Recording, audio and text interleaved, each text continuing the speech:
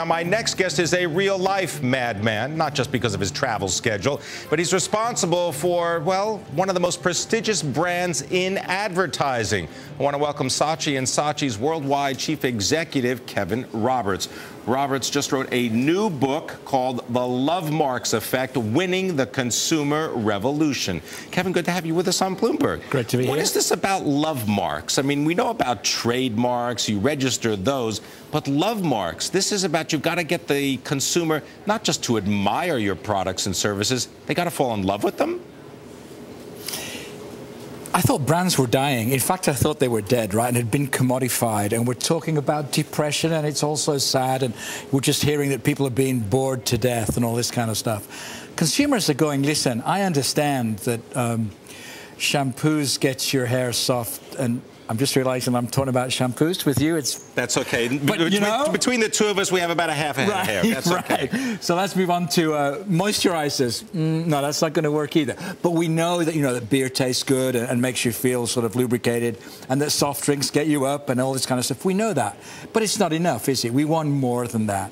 We want our brands, because life's tough, because life's insecure, because we're all sort of worried. What's the role of a brand now? Consumers are saying, listen, okay, we got all this functional stuff, we got the benefits, we got the demos, we got price, we understand that, we got value, we understand that, and how are you going to make my life a little bit better? How are you going to make me a little happier in my tough life? Well, I'll tell you what, you've got to emotionally connect with me. You've got to give me something, even if it's a tiny little thing, to improve my life. So we came up with the idea of, well, respect isn't enough, trust isn't enough. They're vital, they're table stakes though. We've got to trust brands, we've got to rely on them, we've got to count on them, and the brand's got to go further. It's got to make me have an emotional relationship with it because it delivers some happiness and joy for me. So I've got to love it. Not the way you live your country or the way you love your mum or your dad or your dog or your sports team, but there's got to be something emotionally in the transaction. Otherwise, you'll choose something else.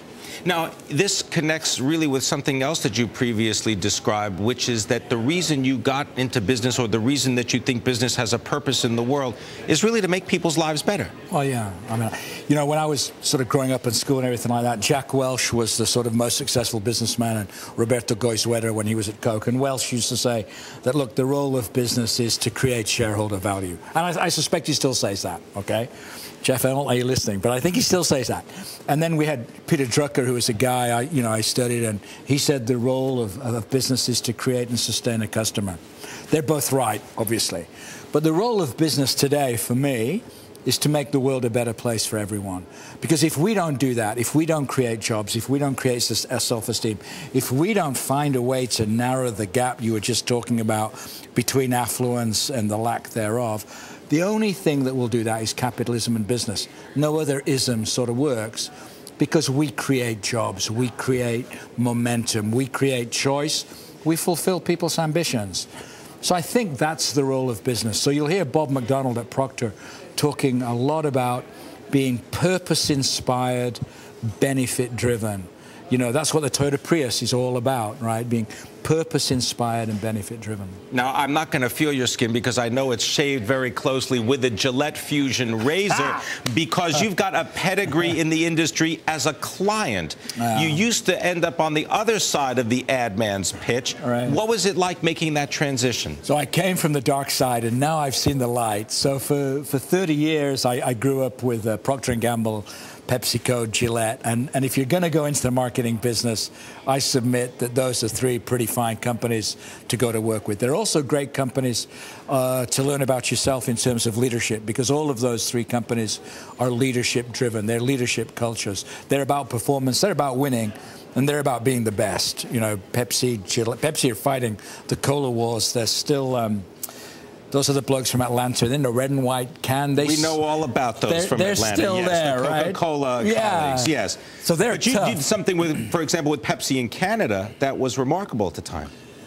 Well, for a period of time, we bought the 7-Up company, and Pepsi and 7-Up combined went past Coca-Cola in the Nielsen results, which was a pretty unusual occurrence, because Coke's a pretty formidable competitor, and we created an event that people would remember to commemorate that and to prove that being number 2 might have been harder, but we did try harder. Well, I'm going to get you to tell that now. As part of your progress towards winning the consumer revolution, I want you to tell the story about what you did to celebrate, at the time, Pepsi's dominance in Canada over Coca-Cola. And are you still drinking the Diet Pepsis? I am. Right, 7 good. a day, and it wasn't dominance, right? We'd just gone past them, and it was a long time ago. It was the times of the NAFTA agreement when we were talking about free trade.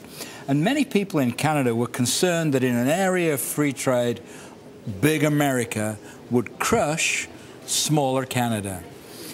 And we had this big black tie dinner in Toronto, and the president was there, Brian Mulroney, and a bunch of important dignitaries of everyone in Toronto. And the president made this fantastic speech on behalf of free trade, and he asked me to speak. And I spoke about it too. And the point I was making that actually free trade is the best thing that could happen to a small nation in Canada, because Canadians are feisty and entrepreneurial and fast and flexible, and you care, and big America is just sitting there waiting for you.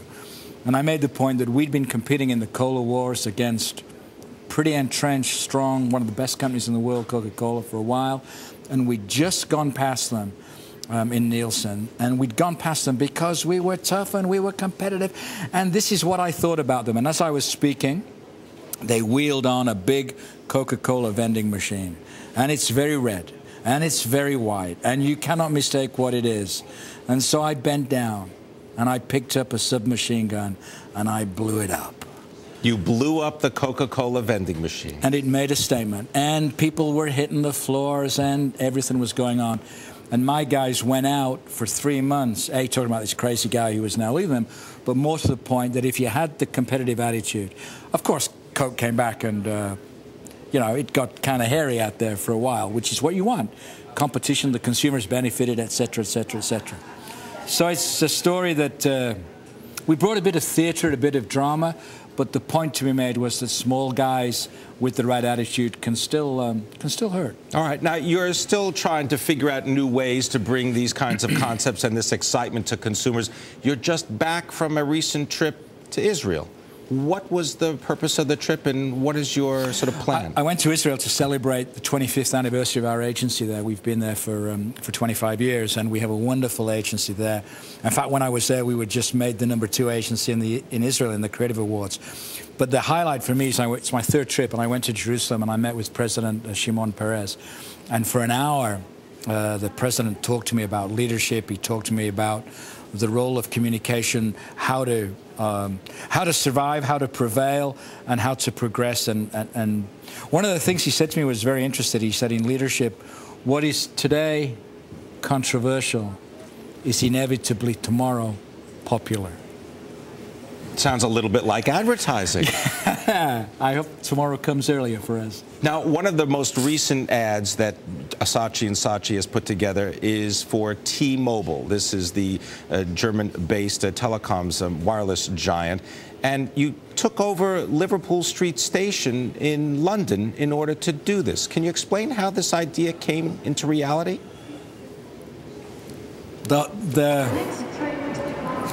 You know, the role of a mobile phone company today is to be more emotional than just product, price, and plans and things that all sound just the same. People are confused as hell out there by all these promises, right? What you really want a mobile to do is to connect you and enable you to share stuff, because we live in a participation economy.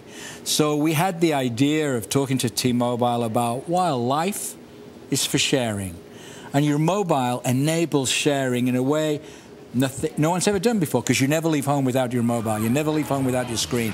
And you've got everything on that. So we had the idea of sharing a dance. And we had the idea of shooting it live in a main station without anybody knowing that we were shooting a commercial. And that's what we did. We took over Liverpool Street Station at 8 o'clock in the morning on a Monday morning, and I sat there with this very, very, very smart German head of marketing. We committed this whole thing. We had 300 dancers going into the station. We're going to stop all the station and shoot this thing with all the normal people there. And we had 60 cameras all set up. No one knew what was going on. And the guy said to me, I hope this is going to work. And I thought, man, so do I. So do I. And it did. How many Diet Pepsis had you had that morning? Yeah, not as many as I needed. All right. Kevin Roberts, you've also described how new is old and now is the new. Peel the slogan apart for me and explain, what does that mean? We've been obsessed with the new, and it's new. And I just don't think anything's new now. New media, old media, it's just media. Because we're living now in the age of now. Everything's now. We're always on. It's instant. It's fast. Whatever you think is new, let me tell you, your kids already discovered it 2 months ago. Whatever new technology you're playing with, in China and India, they already know what to do with it. In Silicon Valley, they'll be doing with it for 3 months. So I'm trying to get to people to think of, look, it's about urgency. It's not about new and innovation. It's about being always on and living in the now. Decide now, act now. It's all about execution, in other words, making choice. Boom. Well, we talk about boom.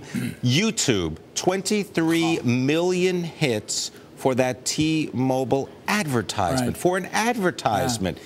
How is that going to change the way companies have to give up control of their products and their services? The very first thing we did was pull the media budget because we just had 23 million people downloading it for nothing, passing it on to your friends. Nowadays, you know, what you ask people about an ad is forget all the research. Just forget all that stuff. Stop wasting your money on that. Just ask people 3 questions. Do you want to see it again? Do you want to pass it on? And do you want to get involved and improve it? And if they say yes, you know, you've got a mass thing. The question on control is really interesting because in the last couple of years, times were pretty tough, right? So what did companies do? They went defensive. They put more controls in. They sort of talked a lot, but they tried to do more with less, and they took control back away from the customer. The consumer's going, forget it. You no longer own your brand, man. We, the people who buy it. Remember what happened to New Coke? America said, no, actually, we quite like the old one, right? So we, the consumer, is in control of the brand. And that's pretty hard for many corporations to give up control, give up brand. They want to monitor the bloggers. They want to control the conversation. Consumers are not going to have that. They say, we've got the information now. We've got the knowledge. Now show us that you're involved and engaged. We're in a participation economy, really, not attention. So how do you manage that meeting? You know, because when you look at the advertising world and then you look at the decision-making process that goes along with it, there's got to be a meeting that takes place with the chief executive or the head of the ad department, and there's maybe the confrontation because their jobs depend on making sure they keep control rather than giving it up to things like the internet or social media. Yeah, I mean, I think the news is good now is that most of these people have kids, and the kids are going, hey, Mom, hey, Dad, you know, look at the way I'm living now. And Dad's going home, you know, and he's got his iPhone, you know, and he's got his iPad and all this stuff. So he's sort of playing around the edges. He's not really as ignorant as you might think. His grandma's now Skyping, right? You know, and she knows how to get the internet on the TV too. So it's all around them. So life around them is changing. And I think that we're all finding now people are going, yeah, it's not analog, it's not digital, it's all together. It's and. We're living in a real world, we're living in a virtual world, we're living in a world where TV will be the biggest medium forever. So don't worry, Pimm, it's all safe for you. Well, as long as you continue to be a guest with us. And our advertisers will continue to spend with you, right? I mean, TV is going to be up 2 percentage points in 2011 versus 2010. Wherever you look, we live now in an age where we've all become screen agers. We've got our mobiles with us all the time. We've got computers. We've got iPads that actually have no functional role whatsoever, but they're so irresistible. Well, it goes back to that idea of love marks, this thing that makes you feel a certain way when you handle it, when you use it. I mean, you just watch retail sales. I mean, I was listening before to the segment. December's going to explode through the iPad. I mean, it's just going to drive traffic everywhere. Well, it certainly reminds me of the T-Mobile ad you did, because at the very end of the ad, what's the person doing? And that's the only reference to T-Mobile is listening on their mobile. Life's for sharing. I want to thank you very much for sharing with us. Kevin Roberts, Chief Executive Worldwide, Saatchi & Saatchi. Thanks very much.